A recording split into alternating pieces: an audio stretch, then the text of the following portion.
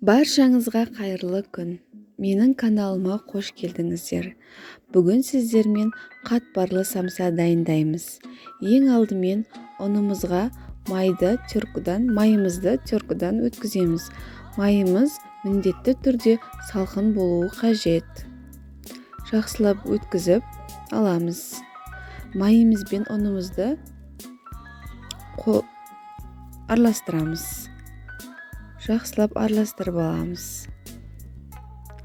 Үстіне разрыхителімізді қосамыз. 1 чайный ложка майонезімізді қосамыз. 3 чайный ложка қосамыз. Описаниеда барлығын жазып өтем. Жақсылап араластырып аламыз. Жұмыртқаның сары уызын қосыңыздар. 1 чайный ложка тұзымызды саламыз. Араластырамыз.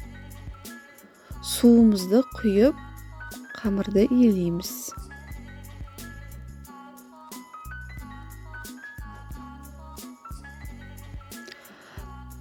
Жақсылап елеп болған екен, холодильнигімізге 1 сағат 2 сағаттай қойып қоямыз. Бізде тұрды.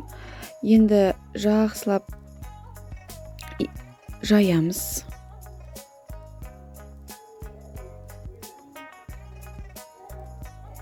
Жұқалап жаю керек міндетті түрде.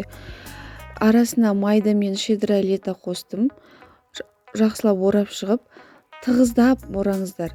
Тығыздап, қысып орасаңыздар, самсаларыңыз әдем болып шығады. Тығыз қып ораңыздар.